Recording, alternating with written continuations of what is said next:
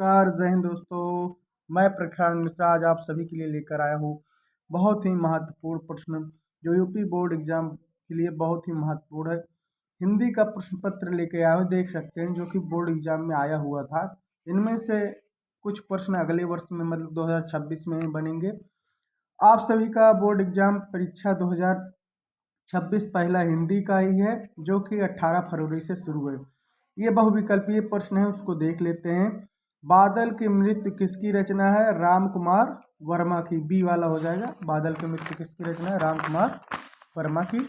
अभी इसका मैं संस्कृत में अनुवाद भी कराऊंगा, जैसा कि आप लोग देख सकते हैं। संस्कृत में इसका अनुवाद भी कराऊंगा।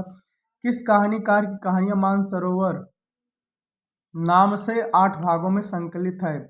तो किसकी है? हो जाएगा प्रेमचंद्र। किसकी है? प्रेमचंद्र की हो जाएगी। चलिए अगला प्रश्न देखते हैं। अगला प्रश्न क्या है? अगला प्रश्न क्या है?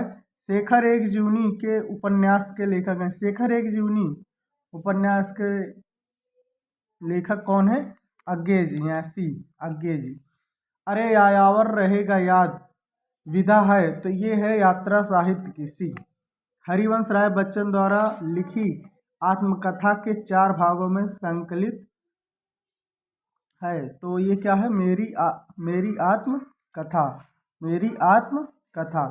अगला देखते हैं। अगला क्या है? रीतकाल काव्य भाषा है, तो रीतकाल काव्य भाषा है ब्रज भाषा। अगला देखते हैं। 7वां क्या है? कवि भूषण की रचना नहीं है। कवि भूषण की इसमें रचना नहीं है, रामचंद्रिका। बाकी ये तीनों हैं। ऑप्शन ए हो जाएगा रामचंद्रिका। शिवा बावनी, शिवराज भूषण, छत्रसाल दसाई, इनकी बहुत महत्वपूर्ण। द्विवेदी युग नामकरण किसके नाम पे पड़ा है? तो द्विवेदी युग नामकरण किसके नाम पे पड़ा है? महावीर प्रसाद द्विवेदी के नाम पे। अगला देखते तार सप्तक के विषयों के अज्ञेयों को क्या कहकर, इन्होंने क्या कहकर बोला? राहों के Anveshi. Option A. Option A राहों के अन्वेषी। अगला देखते हैं। धूप के धान किसकी है? धूप के धान इसमें रचना किसकी है? गिरजा कुमार माथुर। गिरजा कुमार माथुर की। अगला देखते हैं। 11वां प्रश्न। करुण रस का आप लोग जानते हैं, करुण रस का होता है शोक, अस्थाई भाव। किसी प्रिय व्यक्ति या वस्तु के नष्ट हो जाने से मन में जो, हृदय में जो शोक नामक अस्थाई भाव उत्पन्न होता है उसे करुण रस कहते हैं।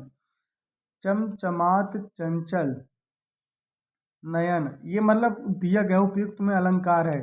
तो देखो जिसमें बार बार चा चा चा मनहू आ जाए, जहां मनहू जनहू जानो मानो मनहू आ गया ना, तो ये हो जाएगा उत्प्रेक्षा अलंकार। चलो देखते हैं। रोला छंद किस प्रकार का छंद है? तो रोला किस प्रकार का है? रोला सम्मात्रिक। क्या है? सम्मात्रिक। अगला देखते हैं। अध्यक्ष में प्रयुक्त उपसर्ग है। अध्यक्ष में प्रयुक्त उपसर्ग है। अध्यक्ष में अधि। क्या है? अधि। अधि। Option A. 15वें का क्या है? जिस समास का पहला पद संख्यावाची हो, दूसरा समुदाय का बोध करता है, उसे क्या कहते हैं? उसे कहते हैं द्विगु समास। पंचतंत्र, नवरत्न, ये सारे होंगे। 16वें प्रश्न। खीर का तत्सम रूप है। खीर का हो जाएगा क्षीर। सी हो जाएगा। अगला देखते हैं। तस्मय में विभक्ति है। तस्मय में कौन सी है?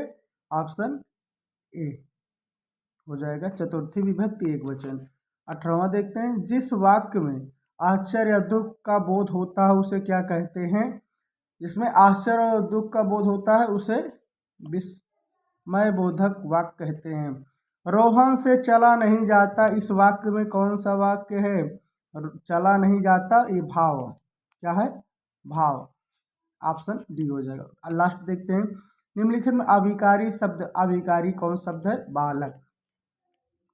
अगला देखते हैं। इसका कुछ ट्रांसलेशन देखते हैं, आप सब देख सकते हैं।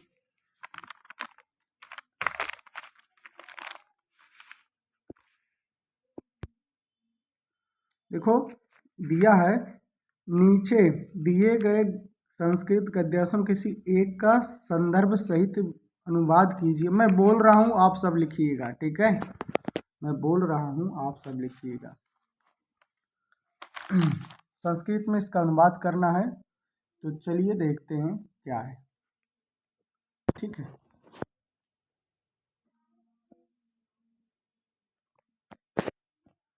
आप सब ध्यान से देख लीजिए। नीचे दिए गद्यांश में किसी एक का, चलो किसी एक का करते हैं। तो पहला क्या है, दुर्मुखा द्वितीया काश्यमाघ। तो मतलब क्या बोला है, दुर्मुखा यह दूसरा कोड़ा मारो, यह दूसरा कोड़ा मारो। द्वितीयम कस्याघात, दूसरा कोड़ा मारो। दुर्मुख फिर मारता है, दुर्मुखा पुनः तड़यति, माने दुर्मुख जो होता है क्या, फिर दूसरा कोड़ा मारता है, उसको जब कहते हैं दूसरा कोड़ा मारो। तड़ित चंद्रशेखरा पुनः पुनः भारतम जयतु इति वदति। फिर क्या कहते हैं कि पीटा गया चंद्रशेखर बार बार भारत माता की जय बोलता है। माने उसको, ये क्या है देखो, पहले इसका संदर्भ देखते हैं। संदर्भ क्या है, संदर्भ देखते हैं। इसमें दिया गया है, प्रस्तुत गद्यांश हमारी पाठ्य पुस्तक संस्कृत दिग्दर्शिका के वीरा वीरेण पुंजते नामक पाठ से लिया गया है। संदर्भ इसका ये लिख देना। और इस अंश में चंद्रशेखर आजाद को कारावास में जो जनता की भावना है उसको प्रकट किया गया है। आप सब देख सकते हैं।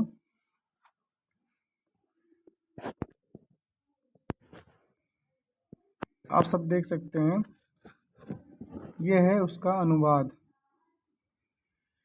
क्या होता है, वो दूसरा कोड़ा मारता है, कोड़े खाने के बाद क्या कहते हैं, चंद्रशेखर भारत माता की विजय हो, भारत माता की विजय। इस प्रकार उन्हें 15 बार कोड़े मारे गए।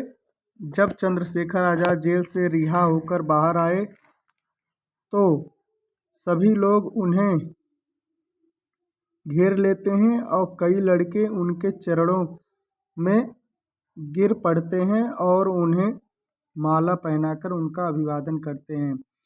और देखो यह गद्यांश तो लिखा दिए हैं, ठीक है। ये दूसरे का हो जाएगा, दूसरे का क्या हो जाएगा, दूसरे का देखते हैं।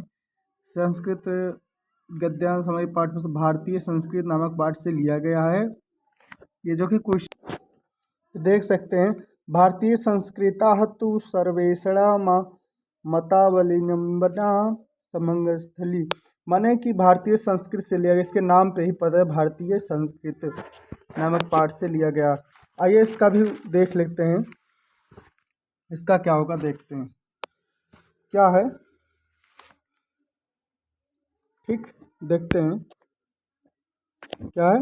भारतीय संस्कृत तो सभी मतलब मैंने विभिन्न पर्यटकों समस्थलियों है, समय पर बार बार भारतीय संस्कृति, ये सारे देख सकते हैं। इसके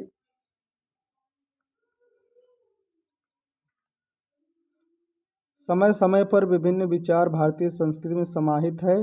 यह संस्कृत मैंने मिली जुली संस्कृत है जिसके विकास में विभिन्न समुदाय संप्रदायों विश्वासों का योगदान सामने आता है। इसी कारण भारतीय संस्कृत को एक राष्ट्रीयता है। ये थे इसके आंसर। नमस्कार, जय हिंद। आप सब स्वस्थ रहिए, मस्त रहिए। 20 प्रश्न भी हमने करा दिए जो कि पिछले बोर्ड एग्जाम में पूछा गया था। नेक्स्ट में हम जल्दी मिलते हैं। जय हिंद, वंदे मातरम। स्वस्थ रहिए, आप मस्त रहिए।